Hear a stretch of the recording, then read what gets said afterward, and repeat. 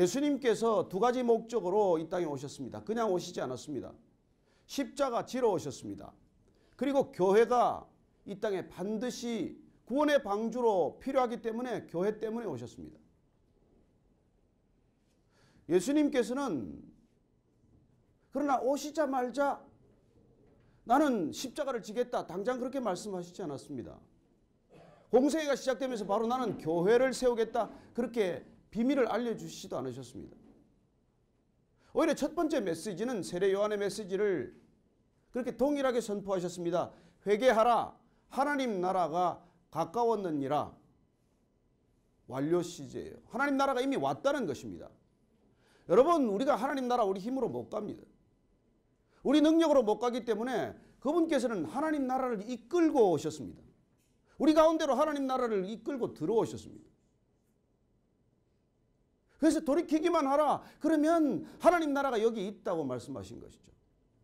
그분은 하나님 나라 때문에 이 땅에 오셨습니다. 그래서 마지막에 빌라도에게 신문을 받을 때 내가 왕이냐? 내가 이 나라의 왕이란 말이냐? 그렇게 물었을 때 주님께서는 이렇게 대답하십니다. 내 나라는 이 세상에 속한 것이 아니니라. 만일 내 나라가 이 세상에 속한 것이었더라면 내 종들이 싸워 나로 유대인들에게 넘겨지지 않게 하였으리라. 이제 내 나라는 여기에 속한 것이 아니니라. 빌라도가 이르되 그러면 내가 왕이 아니냐? 예수께서 대답하시되 내 말과 같이 내가 왕이니라. 내가 이를 위하여 태어났으며 이를 위하여 세상에 왔나니 곧 진리에 대하여 증언하려 함이로라. 무릇 진리에 속한 자는 내 음성을 듣느니라. 그렇습니다. 그분은 왕으로 오셨고 그분은 하나님 나라를 위해서 오셨습니다. 이 세상 나라를 위해 온 게 아니에요. 이 세상 나라가 하나님 나라가 되도록 하기 위해 오신 분이, 그렇다면 첫 번째 메시지를 어떻게 전해야 마땅합니까? 무슨 말씀을 하러 오신 것입니까? 우리는 마태복음의 산상수훈이라고 하는 것을 잘 압니다. 그렇죠. 그렇게 첫 번째 메시지를 뭐라고 말씀하셔야 옳습니까? 하나님 나라에 관한 말씀을 당연히 해야 옳지 않겠습니까? 그렇습니다. 산상수훈은 하나님 나라에 관한 말씀, 하나님 나라의 백성이 되는 삶의 조건들을 말씀해 주고 계십니다. 어떻게 해야 하나님 나라 백성이 되느냐는 것이죠. 어떻게 살아야 하나님 나라가 하나님 나라의 백성들 때문에 하나님 나라가 이 땅에 그 모습을 드러낼 것인가에 관한 말씀입니다. 당연히 이것을 우리는 이 산상수훈을 하나님 백성들의 하나님 나라의 헌법이라고 말합니다. 기초법이죠. 자, 그렇다면 하나님 나라의 기초법이 되는 이 헌법과도 같은 산상수훈의 첫 번째 머릿말 서두는 어떻게 시작을 합니까? 복이 무엇인지로 시작을 합니다. 이 땅에 살아가는 우리가 전부 복에 목마르기 때문에, 복 좀 달라고 다들 그냥 어쩔 줄 모르기 때문에 복이 뭔지부터 말씀해 주고 계신 것이죠. 돈 벌고 성공하고 출세하고 높은 자리 가고 인기 있고 이게 복이 아니라 세상은 그걸 복으로 여기고 살아가지만 심령이 가난한 복, 애통할 줄 아는 복, 온유할 줄 아는 복, 의에 줄이고 목마른 복, 긍휼을 베푸는 복, 마음이 청결한 복, 화평케 하는 복, 의를 위하여 핍박을 받는 복. 팔복은 여러분 거룩을 위한 복이요, 거룩이 이 땅 가운데 이루어질 때 우리가 당연히 겪어야 할 고난에 관한 복이에요. 여러분 하나님 나라의 복은 세상의 복과 다릅니다. 그러니 세상의 복을 구하기 위해서 예수님께로 오는 것보다 어리석은 일이 어디 있어요? 약속한 것, 주시겠다는 것, 그 내용은 전혀 딴판인데 우리는 세상의 복을 구하기 위해서 교회에 온다고 생각을 합니다.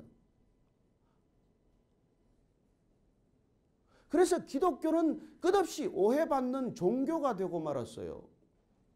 주님께서는 이 땅에 종교를 위해 오지 않았습니다. 그분은 유대교를 개혁하러 오지 않았습니다. 그분은 기독교를 창세하러 오지 않았습니다.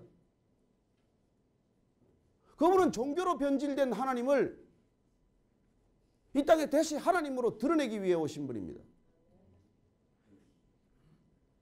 그래서 오늘 우리가 읽은 말씀은 구하라, 찾으라, 두드리라고 하는 말씀이에요. 이걸 자칫 잘못하면 여러분들이나 내가 가지고 있는 내 안에 있는 소원, 이루지 못한 이 땅의 한탄스러운 그런 욕망들, 세상 모든 사람들이 구하는 것들, 그런 것들을 열심히 구하라, 찾으라, 두드리라. 그러면 얻을 것이요, 그러면 찾을 것이요, 그러면 문이 열릴 것이라고 그렇게 우리는 자칫하면 알게 된다는 것입니다. 하나님 나라를 말씀하시고 하나님 나라의 백성이 되는데 그들의 백성은 어떤 복을 추구해야 하며, 그리고 이 땅에 있는 무수한 종교인들이 드리는 그 기도, 그 구제, 금식, 이런 것들이 얼마나 그 종교적인 행위가 하나님과는 거리가 먼 것인지를 말씀하신 뒤에 구하라, 찾으라, 두드리라고 했는데 그걸 또 우리가 세상 것을 구하기 위해서 이 말씀을 해석하겠습니까? 아니요. 이 땅의 모든 종교는 종교적 행위를 통해서 우리가 원하는 것들을 얻고자 합니다. 우리가 이 땅에서 추구하고자 하는 것들, 이 세상 사람들이 가지고 있는 모든 것들 중에서 내가 부족한 것들, 그런 것들을 위해서 우리는 기도해야 한다고 생각을 하고, 그런 걸 위해서 우리는 남을 구제해야 된다고 생각을 하고, 그리고 그런 것들을 성취하기 위해서 금식해야 한다고 생각한다면 하나님과는 아무 상관이 없다, 그 말씀을 해준 것이죠. 그 많은 유대인들의 구제 행위, 그 많은 유대인들의 기도 행위, 이방인들의 그 중언부언하는 기도, 이런 것들이 하나님과 직접 상관이 없다고 말씀하십니다.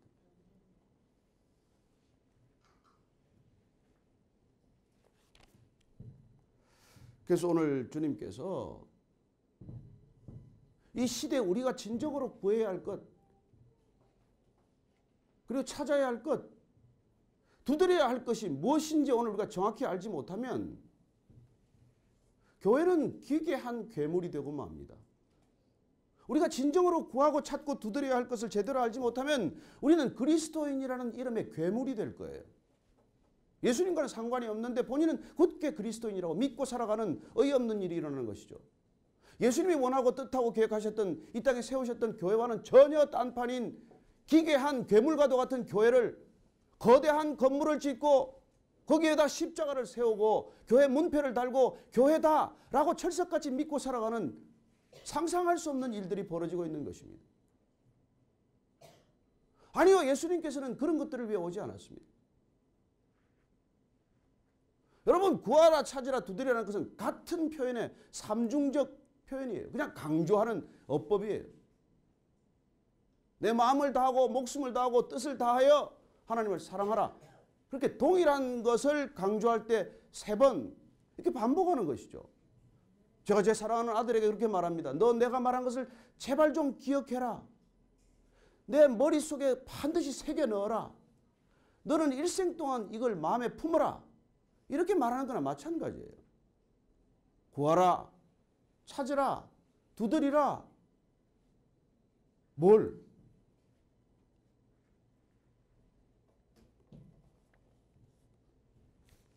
앞에서 쭉 지금까지 말씀해왔던 것을 우리가 기억하지 않으면, 이 문맥만 가지고 떼어서 생각하면 우리는 열심히 구하고 열심히 찾고 열심히 두드리는 태도를 이름이라고 생각하기 쉬워요.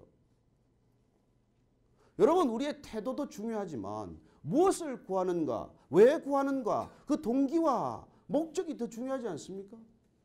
우리가 열심히 믿는 것 중요합니다. 그러나 우리가 누구를 믿는가가 더 중요하지 않습니까? 우리는 우상도 열심히 믿을 수 있어요. 아니요, 그 믿음이 중요하지 않습니다. 우리는 우리가 믿는 대상, 그분이 하나님이 누구신지가 중요한 것이죠.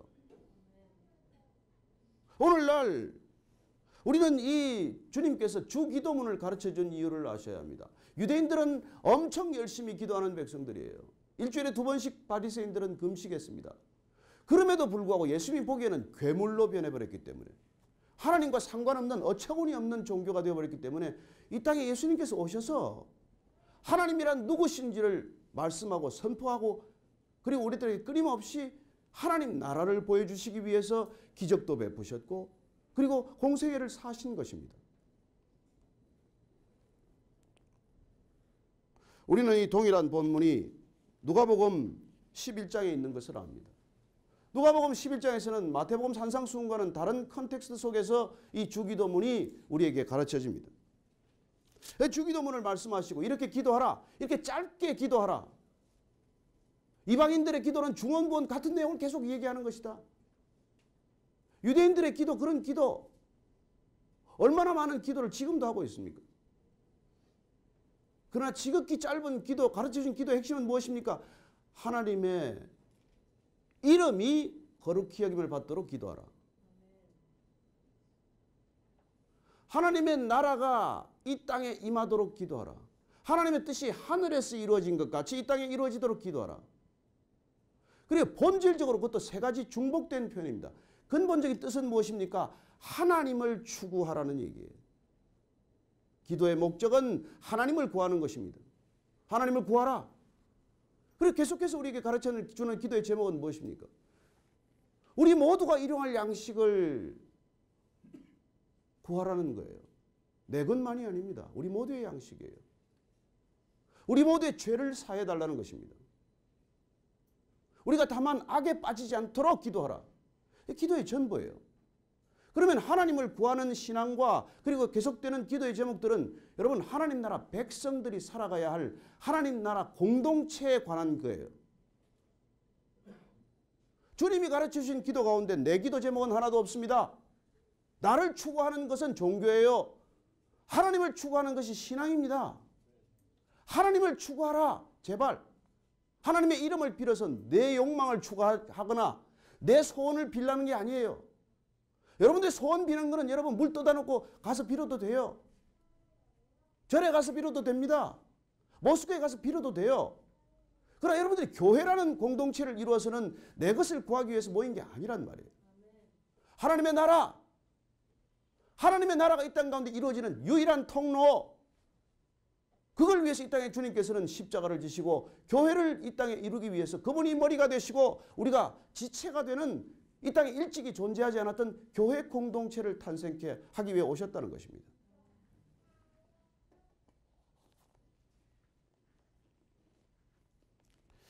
그래서 누가는 그 주기도문 뒤에 이걸 가르쳐 줍니다. 주님의 비유를 들어서 설명하신 것을 기록해 놓았어요. 너희 중에 누가 벗이 있는데 밤중에 그에게 가서 말하기를 벗이여 떡 세 덩이를 내게 구워달라. 내 벗이 여행 중에 내게 왔으나 내가 먹일 것이 없노라 하면 그가 안에서 대답하여 이르되 나를 괴롭게 하지 말라. 문이 이미 닫혔고 아이들이 나와 함께 침실에 누웠으니 일어나 내게 줄 수가 없노라 하겠느냐? 내가 너희에게 말하노니 비록 벗됨으로 인하여서는 일어나서 주지 아니할지라도 그 간청함을 인하여 일어나 그 요구대로 주리라. 밤늦게 이스라엘에서 친구가 오면은 허기져서 잠을 이룰 수 없을 만큼 고통스럽겠죠. 그래서 이 친구가 집에 떡이 떨어졌기 때문에 자기 옆집에 있는 친구 집에 가서 문을 두드립니다. 귀찮게 문 두드리는 소리에 일어났어요. 근데 그 떡을 주는 이유, 빵을 빌려주는 이유, 빵을 그냥 주는 이유는 그 사람하고 나하고 친해서가 아니라 그 사람의 간청함을 인하여, 간청함을 인하여. 우리는 이 말의 표현을 가지고, 이 말을 가지고 과부가 재판관을 졸라대는 그 간청과 강청과 함께 강청기도의 대표적인 문장으로 이걸 해석을 해요. 아니요, 주기도문을 가르쳐주고 나서 누가가 이걸 붙인 까닭은 우리가 공동체의 필요를 위해 구하는 우리의 기도를 이런 비유를 들어 설명하는 거예요. 그 사람이 옆집에 가서 문을 두드릴 때 친구기 때문에 떡을 주는 게 아니라 그 사람이 자기 집에 온 나그네, 자기 집에 온 손님의 필요, 이웃의 필요를 위해서 간절히 구하는 것 때문에 안 주겠느냐? 하나님께서 그렇게 네 이웃의 필요를 위해 구하는 걸 하나님께서 거절하시겠느냐? 그 얘기를 하고 있는 거 아니에요. 아닙니까? 계속해서 말씀하십니다. 내가 또 너에게 이르노니 구하라. 그러면 너에게 주실 것이요. 찾으라 그러면 찾아낼 것이요. 문을 두드리라 그러면 너에게 열릴 것이니 구하는 이마다 받을 것이요. 찾은 이는 찾아낼 것이요. 두드리는 이에게는 열릴 것이니라. 너희 중에 아버지 된 자로서 누가 아들이 생선을 달라 하는데 생선 대신에 뱀을 주며 알을 달라 하는데 전갈을 주겠느냐? 너희가 악할지라도 좋은 것을 자식에게 줄 줄 알거든 하물며 너희 하늘 아버지께서 구하는 자에게 성령을 주시지 않겠느냐? 그렇다면 마태복음이건 누가복음이건 이 주기도문 뒤에 나오는 구하라, 찾으라, 두드리라, 주님께서 악한 아버지라고 하더라도 가장 좋은 것을 줄 아는 아버지에게 무엇을 구하라고 지금 말씀하고 계신 것입니까? 성령. 그렇다면 어떻게 우리가 읽어야 마땅합니까? 성령을 구하라, 그리하면 성령을 주실 것이요. 성령을 찾으라, 그러면 성령이 내게 오실 것이요. 성령을 두드리라, 그러면 성령이 내와 함께 하실 것이다. 이 얘기 아니에요.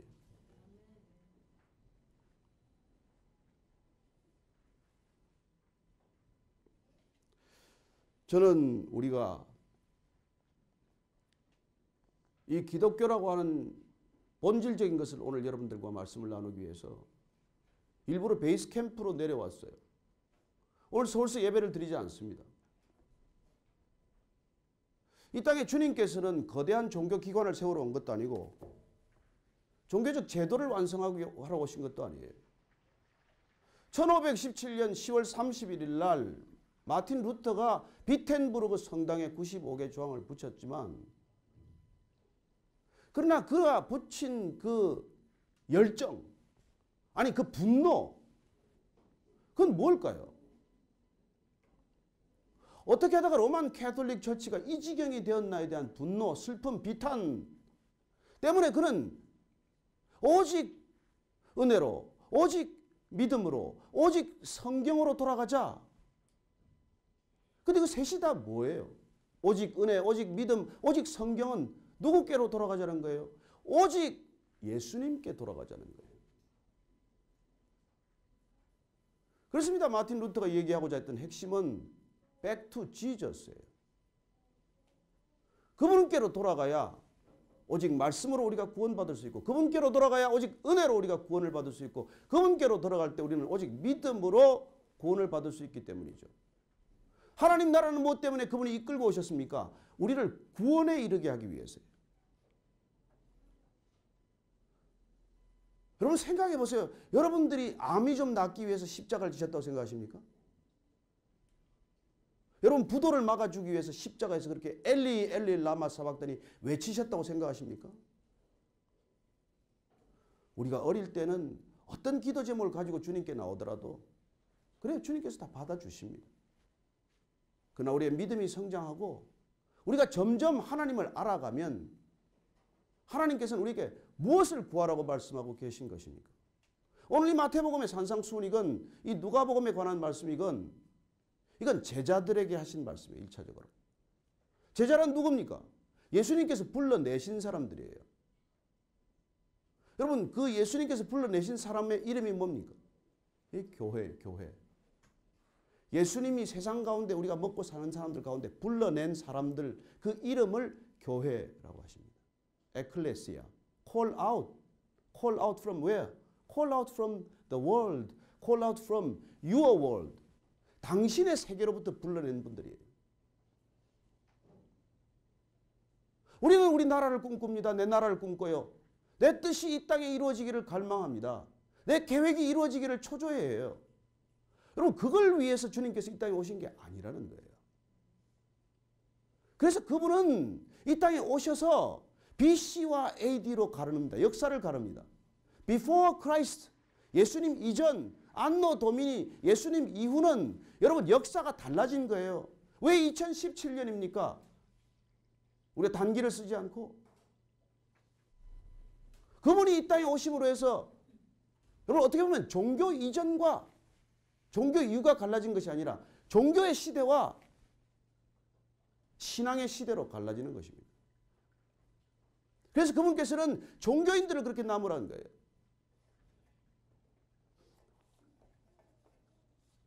끊임없이 나밖에 모르는 종교인들.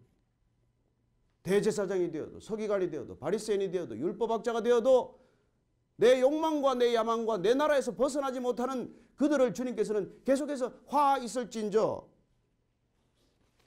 그렇게 나무라지 않습니까? 마태복음 23장에서는 그들을 향한 격분을 쏟아놓는 것을 듣게 됩니다.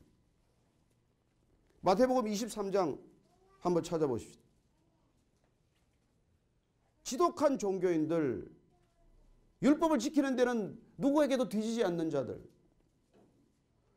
자, 마태복음 23장 13절 같이 읽습니다. 시작.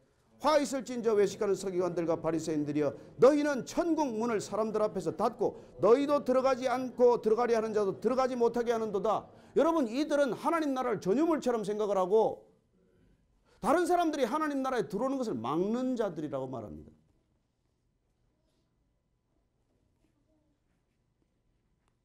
(15절) 화 있을진저 외식하는 서기관들과 바리새인들에 너희는 교인 한 사람을 얻기 위하여 바다와 육지를 두루다니다가 생기면 너희보다 배나 더 지옥 자식이 되게 하는도다. 전도하면 뭐합니까? 세상에서 잘 먹고 잘 사는 사람 괜히 교회 데려와가지고 세상 사람보다도 더 악한 사람을 만드는구나. 그 얘기를 하고 계신 것이죠. 화 있을 진짜 눈먼 인도자여 너희가 말하되 누구든지 성전으로 맹세하면 아무 일 없거니와 성전에 금으로 맹세하면 지킬지라 하는도다. 돈밖에 모르는 자들아. 성전에 대한 관심이 아니라 하나님에 대한 관심이 아니라 그냥 재물에 대한 관심으로 가득하 있는 자들아. 23절 같이 읽읍시다. 시작. 화 있을진저 외식하는 서기관들과 바리새인들이여 너희가 박화와 회향과 근처에 11조는 드리되 율법에 더 중한 바 정의와 긍휼과 믿음은 버렸도다. 그러나 이것도 행하고 저것도 버리지 말아야 할지니라. 11조 헌신, 헌금, 율법 다 좋다. 좋지만 그래 더 중요한 것을 버려서는 무슨 소용이 있겠니? 더 중요한 게 무엇입니까? 정의와 긍휼과 믿음은 버렸구나. 화 있을 진짜 외식하는 서기관들과 바리새인들이여 잔과 대접의 겉은 깨끗이 해야 돼. 그 안에는 탐욕과 방탕으로 가득하게 하는도다. 겉은 멀쩡한데 겉은 마치 거룩한 그런 형색을 하고 있지만 그 속은 탐욕과 방탕으로 가득하다고 말합니다. 이게 종교인들의 모습이에요. 당시에 가장 존경받는다는 종교인들의 모습입니다. 화 있을 진저 외식하는 서기관들과 바리새인들이 회칠한 무덤 같으니 겉으로는 아름답게 보이나 그 안에는 죽은 사람의 뼈와 모든 더러운 것이 가득하도다. 화 있을 진저 외식하는 서기관들과 바리새인들의 너희는 선지자들의 무덤을 만들고 의인들의 비석을 꾸미는 일만 하고 있구나. 예수님께서 이 땅에 오셔서 이들이 살아가는 방식대로 살도록 우리를 부르신 것입니까? 이들이 기도하고 이들이 구제하고 이들이 금식하는 내용을 위하여 우리를 부르신 것입니까? 우리들은 무엇을 위해 기도하라고 말씀하시는 것입니까? 왜 기도하라는 것입니까? 무엇 때문에 그분은 교회를 통해 구원하시기로 결정하셨습니까? 교회란 이 땅에 절대적으로 여러분 비회원을 존재하는 유일한 모임이에요.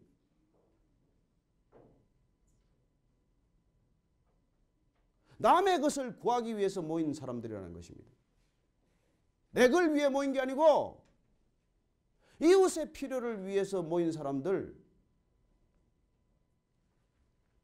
이 교회를 만들기 위해서 주님께서는 이 땅에 오셨다는 것입니다. 그런데 그 교회가 그렇게 탐욕스러워져서 건물 짓는데 하도 탐욕스러워져서 돈이 부족해서 면죄부를 팔게 된 것입니다. 여러분 지금도 이태리에 가면 얼마나 거대한 성당들이 있습니까? 얼마나 아름다운 성당들이 모양을 자리 잡고 있습니까? 그런 성당이 부러우십니까? 그렇게 타락한 그 캐톨릭을 떠나서 주님께로 도로 돌아가겠다는 그 종교 개혁입니까? 아니요. 이 땅에 주님께서는 종교 개혁을 위해 그분은 오시지 않았고 새로운 종교를 위해 오신 분이 아닙니다. 그래야 그분은 당신 자신을 종교가 아니라 나는 생명이다. 나는 빛이다. 나는 진리다. 길이다. 부활이다. 그렇게 구원을 상징적 언어로 말씀하셨을 뿐만 아니라 그리고 그분이 우리를 종교라는 무거운 짐에서 벗어던지기 하기 위해서 저와 여러분을 종교에 목이 졸려있는 유대인들을 종교로부터 벗겨주기 위해서 오셨다는 것입니다. 그래서 종교인들을 주님께서는 지칭하여 도적이요 강도와 같은 자라고 말씀하시는 것입니다. 오늘 우리가 이 종교개혁 500주년이라고 하는 기념을 어떻게 기념하건 사실 예수님과는 거리가 멀어요. 그분은 종교를 개혁하는 데 관심이 없습니다. 그분은 우리를 종교로부터 구출해내는 데 관심이 있는 것이죠. 여러분 종교라고 하는 그 수고하고 무거운 짐에서 우리를 구출해내는 것, 벗겨주시는 것, 구원하는 것, 그 구원의 본질이 관심이 있으신 분입니다. 저는 여러분들이 주님을 만나면 종교적이 되지 않는다는 것을 기억하십시오. 생명이신 그분을 만나면 여러분 안에 생명이 꿈틀거릴 것입니다. 빛이신 그분을 만나면 내 안에 있는 어둠이 사라지고 내 안에 기이한 빛으로 가득하게 될 것입니다. 선한 목자이신 그분을 만나면 여러분 더 이상 세상 사람들을 따라가지 않게 될 것입니다. 양의 문이신 그분을 만나면 여러분들이 들어가고 나올 때마다 형언할 수 없는 샬롬이 여러분 안에 가득하게 될 것입니다. 여러분 이 땅에 무슨 길이 있습니까? 이 땅에 무슨 진리가 있습니까? 그러나 그분이 오면 우리는 더 이상 길을 찾아 방황하지 않습니다. 그분이 곧 길이시기 때문입니다. 부활이신 그분이 우리 안에 오면 더 이상 죽음의 공포에서부터 우리는 붙들려 있지 않습니다. 더 이상 죽음이 두렵지 않습니다. 저는 여러분들이 죽음으로부터 자유할 수 있게 되기를 바랍니다. 부활이신 그분이 오면 우리는 비로소 죽음으로부터 풀려나고 무덤으로부터 풀려나고 영혼으로의 접속이 시작이 되어서 영혼을 아름답게 걷기 시작하는 것이죠.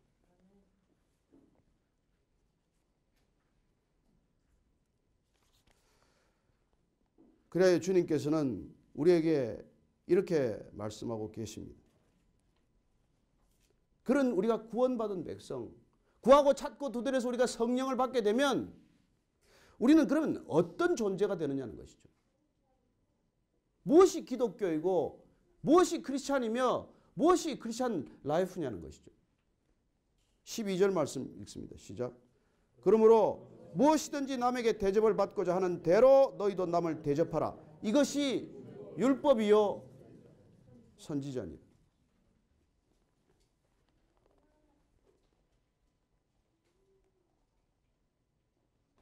기독교란 무엇입니까? 주님께서 이 땅에 오셔서 구원을 선포하신 이유가 무엇입니까?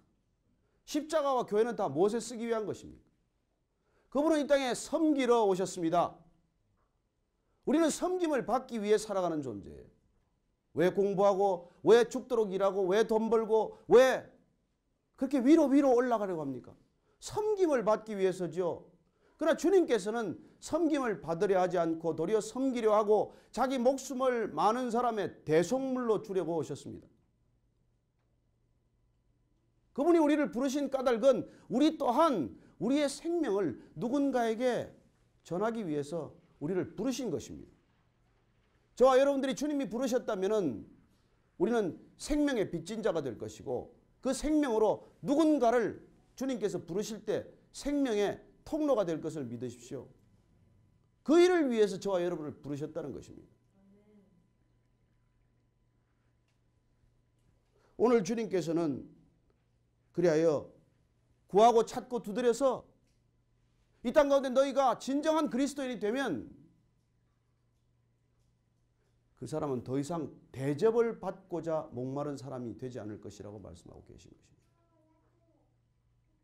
비로소 우리는 남을 누군가 대접할 줄 아는 사람이 된다고 말씀하십니다. 무엇이 기독교입니까? 예수님의 가르침이에요. 예수님의 삶입니다. 예수님의 본이세요. 예수님의 섬김입니다. 예수님의 사랑일 뿐이에요.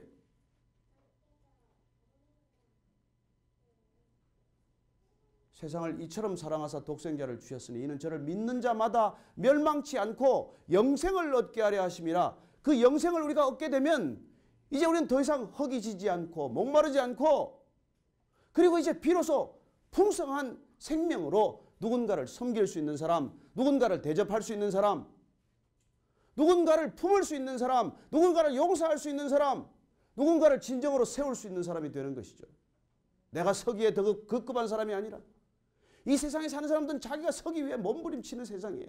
내가 좀 더 서야 될 텐데, 내가 좀 더 이름이 나야 될 텐데, 내가 좀 더 누군가에게 알려져야 할 텐데, 섬김받아야 할 텐데, 대접받아야 할 텐데, 그것 때문에 여러분 이 세상이 지옥된 것 아시지 않습니까? 왜 지옥입니까? 모든 사람이 대접받고자 하는 세상을 지옥이라고 부릅니다. 그러나 우리가 누군가를 먼저 대접하는 사람, 그 사람을 먼저 대접할 줄 아는 세상, 그게 하나님 나라예요. 대접받고 싶은 대로 남을 먼저 대접하는 삶의 방식, 그게 하나님 나라의 삶의 기준입니다. 저와 여러분이 예배를 드려서 기독교인이 아니고, 저와 여러분이 헌금을 많이 해서 기독교인이 되는 게 아니고, 여러분들이 아우리치를 가서 선교사로 가서 그리스도인이 되는 게 아니고, 더 이상 남에게 대접받기를 기다리지 않고 내가 대접받고 싶은 대로 누군가를 먼저 대접할 줄 아는 삶을 사는 것. 그게 크리스천 라이프예요. 그래서 여러분 기독교인이라고 생각하는 수많은 사람들이 사실은 기독교와 상관없는 것이고 예수님 따른다고 착각하는 수많은 사람들의 삶의 방식이 예수님과 아무 상관이 없는 것이고 예수님하고는 아무 상관도 없어 보이는 사람들이 오히려 예수님께서 눈을 크게 뜨고 지켜보는 믿음의 사람, 그런 은혜의 사람들이라는 것입니다. 강도 만난 자의 이웃은 누구였습니까? 교회 안 다니는 사마리아인이었어요. 죽어가는 종을 살리고자 했던 로마 백부장은 누굽니까?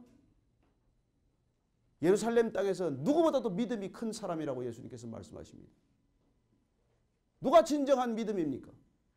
누가 진정한 예수님을 아는 사람입니까?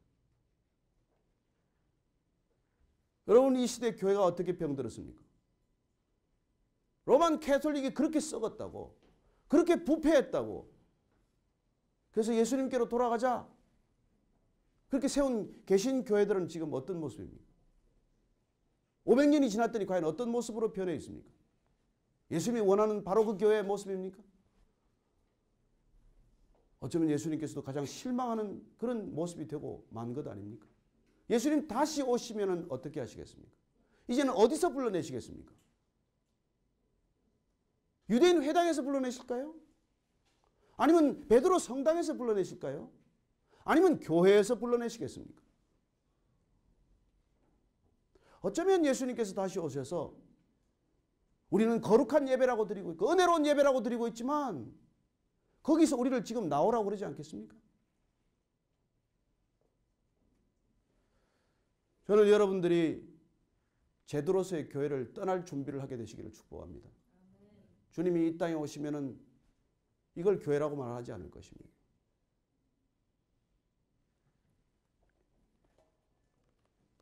무엇이든지 남에게 대접을 받고자 하는 대로 너희도 남을 대접하라. 이것이 율법이요, 토라요. 그 많은 성경을 읽었지만 늘 내가 먼저 대접받기를 바라는 사람으로 산다면 그 사람이 무슨 율법과 상관이 있습니까? 늘 남에게 대접받는 데 관심이 있다면 그 사람은 선지서, 이 많은 성경 말씀과 무슨 상관이 있는 사람입니까?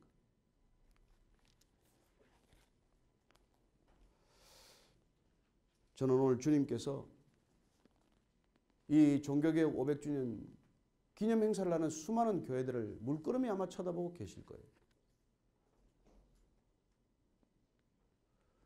그리고 오늘 주님께서는 다시 이 말씀을 통해서 우리에게 권면하시고 도전하십니다. 기독교란 무엇입니까? 무엇이 기독교입니까? 내 집 앞에 누가 차를 세워놓으면 너무나 열받아서 차 좀 제발 세우지 않았으면 좋겠다. 그런 생각이 들면 남의 집 앞에 차 안 세우는 게 기독교입니다. 볼 때마다 화를 내는 저 사람 정말 저렇게 안 했으면 좋겠다 나한테. 그런 생각이 들 때 나는 누구를 만날 때 화를 자주 내지 않는 사람이 되는 것이 기독교입니다.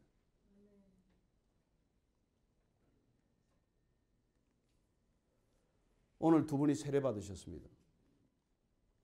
어쩌면 세상에 잘 사는 사람들을 우리가 세례 주고 지금 교회가 하는 방식대로 이 사람을 양육하고 훈련하고 그리고 어느 날 집사 주고 권사 주고 장로 주면 주님께서 말씀하신 대로 잘 사는 사람 데려다가 너희들보다 더 악한 지옥 자식을 만들었구나.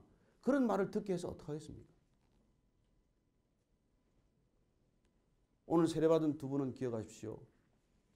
기독교란 남을 먼저 대접하는 삶입니다. 내가 대접받고 싶은 대로 남을 먼저 대접하는 삶의 방식입니다. 그렇게 살아가지 않는 삶의 한가운데 들어오셔서 예수님께서는 삶의 방식을 완전히 거꾸로 되돌려 놓는 것, 이걸 회개라고 말씀하셨고 이렇게 살아가는 하나님의 이게 삶의 방식을 하나님 나라의 삶으로 우리에게 가르쳐 주신 것이죠. 그렇게 살면 쉽겠습니까? 말은 쉽지만 우리가 그렇게 사는 게 쉽겠습니까? 그래서 우리가 살아가는 삶의 방식을 고난받는 삶이라고 말합니다. 그렇게 사셨던 주님을 고난받는 종이라고 말씀하십니다. 그분은 말씀하신 대로 그분은 왕이지만 왕으로 오셨지만 그러나 그분은 종의 삶을 사신 것입니다. 먼저 대접해주는 삶을 살기 위해서 그분은 종의 삶을 사신 것이죠. 500주년 되는 날 어느 날 누가 아침에 뭘 우스갯소리로 올려놨어요. 갓난아이가 끊임없이 보채서 뭘 달라 그러는 거예요. 젖을 달라고. 계속 젖을 달라고 그러는 거예요. 젖을 주다가 잠이 깜빡 들었는데 누가 흔들어 깨워서 저 아이를 보라. 그랬더니 아이가 쪼글쪼글 늙었어요. 보니까 아이는 130살이 되었고 어머니는 젖주는 어머니는 500살이 되었대요. 늙은 노파가 되고 말았다는 것입니다. 그런데도 불구하고 계속 130년 된 아이가 젖을 달라고 칭얼대는 것을 그렇게 빗대어 놓은 것이죠. 언제까지 크리스찬들은 달라고 칭얼대는 어린아이와 같은 그런 삶을 살겠느냐는 비유 아니겠습니까? 여러분, 그리스도인이 된다는 것은, 하나님의 자녀가 된다는 것은, 구원받은 백성이 된다는 것은 이제 세상에 더 이상 목마르지 않은 삶입니다. 그래서 저와 여러분들은 먼저 이 목마른 세상에 대해서 그들이 가장 필요한 것을 주고자 결정한 사람들입니다. 저들에게 필요한 것은 돈이나 권력이나 명예나 인기에 앞서서 하나님이기 때문입니다. 그래서 우리는 구하기를, 갈망하기를, 하나님을 먼저 구하는 존재, 하나님을 추구하는 삶을 살아가는 하나님의 백성들이라고 하는 것입니다. 남은 시간 동안 여러분이 일생 동안 하나님을 추구하십시오. 그리고 나를 추구하는 이 세상 가운데서 구별된 삶을 사십시오. 그리고 그들과의 구별된 삶의 방식은 먼저 대접받기를 기다리는 존재가 아니라 누군가에게 다가가서 손을 잡아주고 그들에게 먼저 대접해 드리는 삶을 사는 것이죠. 그렇게 사시겠습니까? 그게 기독교입니다.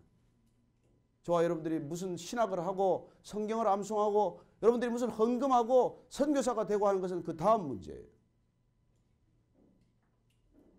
저는 이 땅에 주님께서 온전히 다른 인격을 우리에게 주셨다고 믿습니다. 그런 우리에게 온전한 인격을 주신 주님께 한번 감사의 박수를 올려드리겠습니다.